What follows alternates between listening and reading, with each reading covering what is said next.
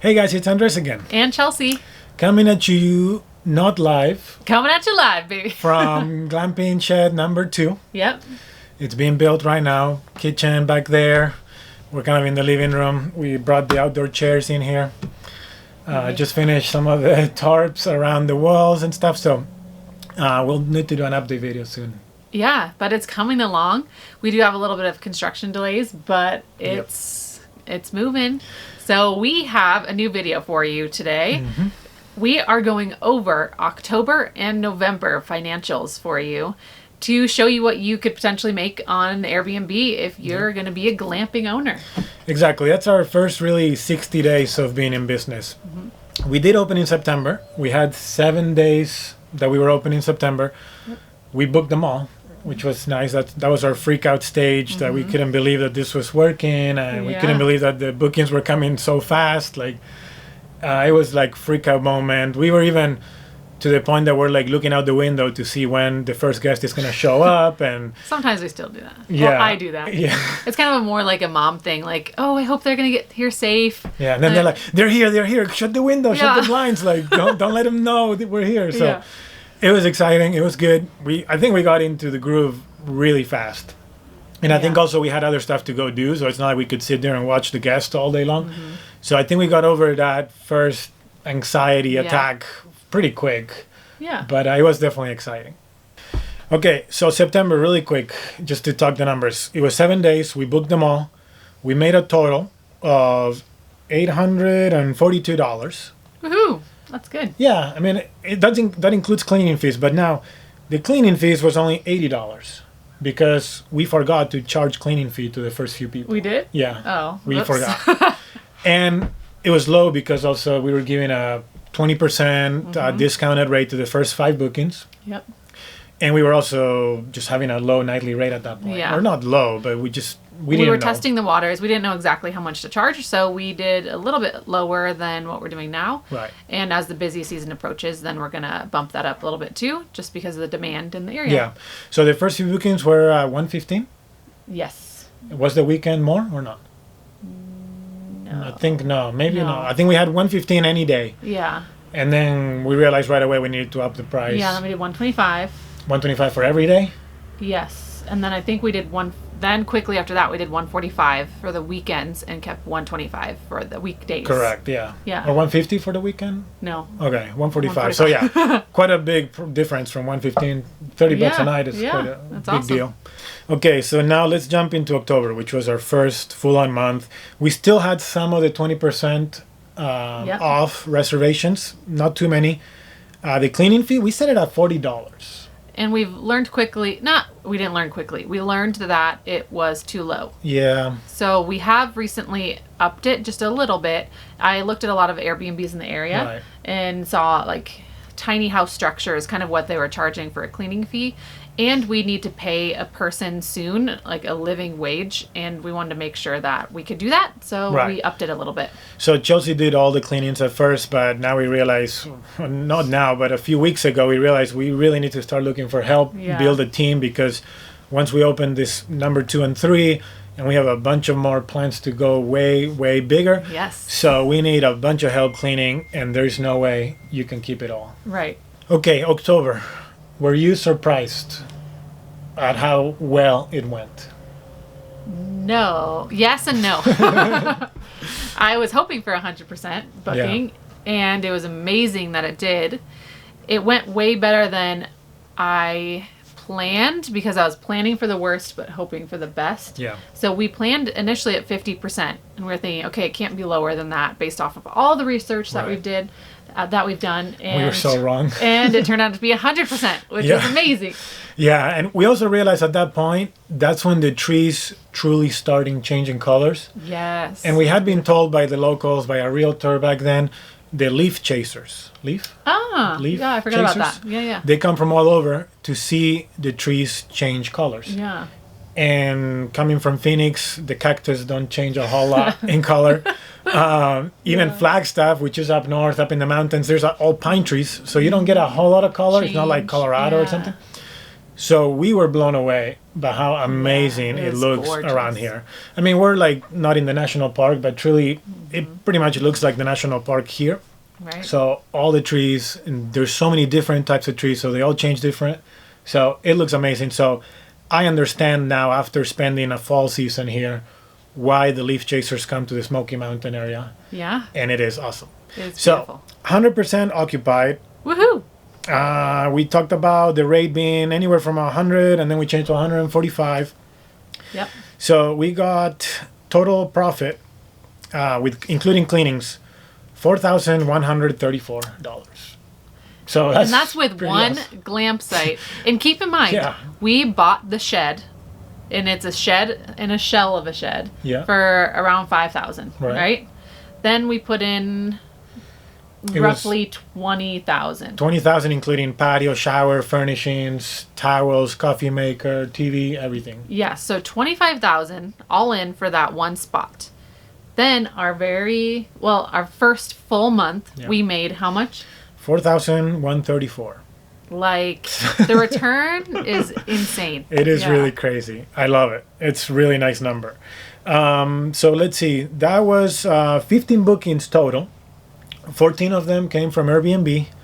One of them from VRBO. Wah, wah. Yeah, sorry VRBO, you're dumped. You don't. So out of the 4,134, the cleaning fees accounted for 480 of that amount. So $480, not bad for doing some cleanings on the side and Hey, I'll getting take an it. extra almost Yeah. $500 for a month. Yeah.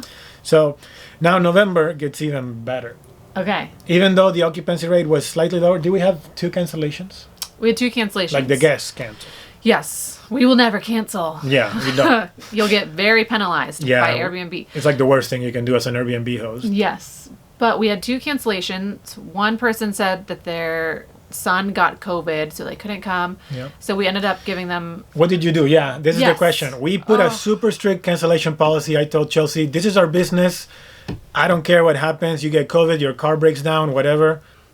Don't refund the money. And What did he's. you do? I refunded it. You refunded all of it? No, I did half. Okay. So I did. Because it was pretty close to It was the- close to. It was like 4 days away or something.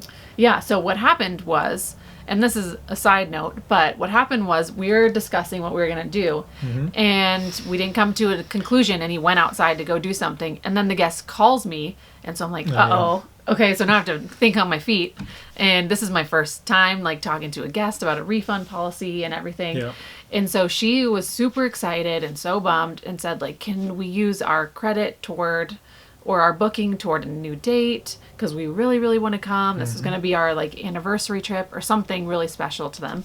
And then I was like, I guess I got persuaded. And I gave her 50%. And then I said, as long as you book a future one, you can have the 50% back. Yeah. And she ended up booking sometime, I think, in April or something. Now, that date became open, but by nighttime, it was already booked again. Yes. So, that was we didn't lose that day. There was another cancellation, and that day did not get booked. No. And I don't think we gave the money back on that one, did Nope. we? Okay. So Because they didn't reach out. They just said, hey, I need to cancel, done. So we didn't give the money. That's not how it worked. So the guy did reach out, and he was being very dramatic. And, Oh, yeah.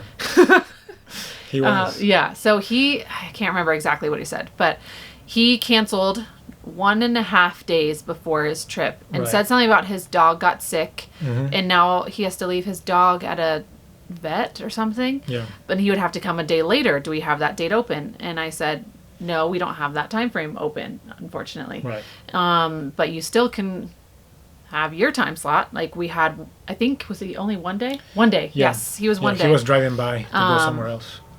And then he got super upset because I said, you know what? It's really close to the book date. Like, unfortunately, we have the cancellation policy in place. And He wasn't, he's like, are you taking, and that's like my $300. And we're like, dude, you didn't pay $300 and you're getting some refund back No. from Okay, so Airbnb. Or, we'll clarify. So he said something like, I don't even get the cleaning fee back, question mark, question mark, question mark. And Airbnb, if the guests cancel, they do not get charged a cleaning fee. Obviously, nothing is getting cleaned. Yep. So I said, of course, no, we're not going to charge you the cleaning fee. If you look, you can see that you were charged only the nightly rate, the $125. Yeah. And he said something like, there goes $250 of my hard-earned money down the drain. Yes. And I clarified and said, we're not taking the cleaning fee. Of course, we wouldn't do that. And it's only being charged the $125 a night stay. Yeah. And just like he complains that he earned the money hard, $250, it's hard to earn the money. I get it. We were going to earn $250. No. And no. If we would have, if he would have come and he would have stayed, we would have earned that money. And this is our business. So we're also earning our money here. So it's not like. Yeah, and because he was not so nice about it, I was like, I'm just going to tell him, like, I understand completely you're upset. Yeah. This is also how we earn our money for our family, and that's why we have the cancellation policy in place. We really want to try to get to the income, but we also want to share our story because I think it's relatable to other people that are going to be starting their business on Airbnb. Yeah. So we definitely want to share all the little insights that go along the lines about it's not just making money. So November, $5,243. What? Wait, okay, so October was what? $41.34. Okay. And November was $52.43. So an extra $1,000 basically. And it wasn't 100% booked. 2 days. 2 days that were not booked. But now We the raised reason was the price difference. Yes. We charge cleaning fees to everybody. Still $40 for all of November. And our rate was $125 at the lowest and $145 at the highest. Yep. So making that little $20 difference made $1,000 difference at the end of the month. Yeah, that's crazy. Which is huge. Yeah. We had a lot of one-day bookings too, so that made a lot of cleaning fees. So cleaning fees was $720. 20 bookings total, 18 of them Airbnb, 2 of them VRBO. Wah. Yeah, totally dumped. Okay, so to clarify, those two numbers include the cleaning fees. We've been doing the cleanings. We've earned the cleanings. But Correct. so if we add October and November together, we get $9,377. Let's say that again in more English terms. Okay, $9,377. Yeah, the dollars goes at the end. Yeah. Okay, that's a ton of money. For our That's a lot first of 2 money. months in business, like that is unheard of. That's a lot of money. Yeah. That's a $60,000 income if you maintain this, Yeah. which we know we're not going to. Yep. The slower months and all that. That's a big income. That's with one unit. So we made $10,000 in hold on. $9,377 in 2 months. So at this rate, we'll pay off that whole investment of the $25,000 In 5 good months. 5 good We can months. say 5 Let's good say months. 6, just in case. Yeah. So in half a year. What? Yeah. Yeah, that's crazy. And then, we could have that shed operational for 10 years. Right. Yeah. So it's just like. Well, obviously with some repairs and stuff, but it's not like the whole thing is going to collapse and it's not like a tent or something. So that thing is going to be there for a long time. Yeah. So that is huge income. It's crazy. Okay. So Andres, what's going on with the business? I'm busy cleaning the shed and with the kids all the time. So I'm not out here all the time. And interviewing nannies, more nannies, Yes. and more cleaning people. Yes. So we have, it's been a rough time being in a small town away from the real hotspot, which is Gatlinburg. That's where all the cleaning companies are and everything. So we're out here. It's kind of hard to get people to come out to us. That's another video. Yeah, we'll go through that another time. But right now the plan is to keep building sheds number 2 and 3. They're basically twin sheds. I go and do one thing here and then I go and do the same thing over there. So that's been really nice, very efficient. Yeah. Like these walls, I got them done. In that shed, it took me, I think, 3 or 4 days. It took me only 2 days here, or Nice. even 1.5 days, just because I know how to do it now. I know how to go. I got the right tools and everything. So number 2 and 3 are pretty much done on the inside. We're getting very close. We already bought all the furniture. It's all in the barn. We have been doing a lot of work in the barn because we want to open the barn at the same time as these sheds, as the clubhouse, gaming area, barbecue area. And then we also have our laundry room, which is lagging a little behind. Just trying to get propane in the winter. Very, very busy. Propane company is super busy. So I want one of the big 500-gallon tanks. and I need to buy dryers and washers and all that. So it's coming together. It's not coming together as fast as we want, but I think that goes with every single construction project I've ever seen or done. So Right. I think we're doing okay. When do we think these are going to be operational? Mid-January, if they approve us for septic. The septic has been a little bit of a nightmare.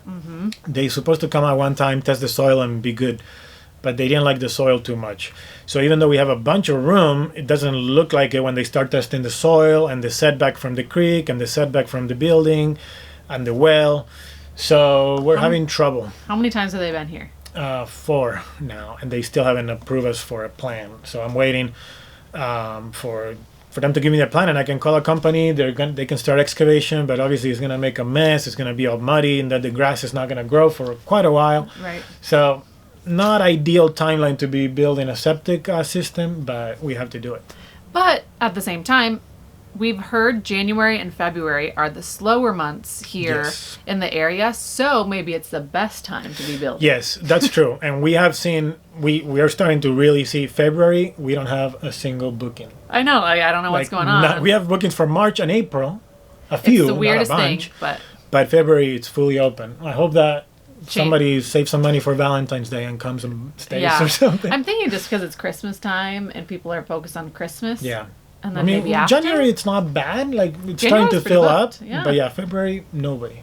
I know. It's So- a ghost town. Yes, so that may take our occupancy rate way Very low, low. but then I feel good that it's going to come back up April and May. I've heard from the cleaner I interviewed yesterday that March picks up hugely. And so March until October is like crazy busy. So I'm looking forward to it. Yeah. So anyways, that was our income for the first 60 days. I think we're pretty happy with that. Oh, yeah. Knowing that in a year from now, our plans are to grow considerably. Do we in want the to tell amount of them? units. What are you thinking? Do we wanna tell units? them? Yeah, how We many wanna units have- total? 10 units on this property. Yes, it's doable. They're not going to be all sheds. So we got some new plans coming. Yes, we keep evolving, and we thought of something new that we'll be sharing soon. Yeah. So that video will come up at some point. Yeah, stay tuned. Have a good one. We are Andres and Chelsea. We uprooted our lives from Arizona to Eastern Tennessee. We sold our long-term rentals and are putting everything on the line to start our dream glamping business. Join us each week as our family navigates this big new adventure, and we share everything we learn so you can also build a successful glamping business.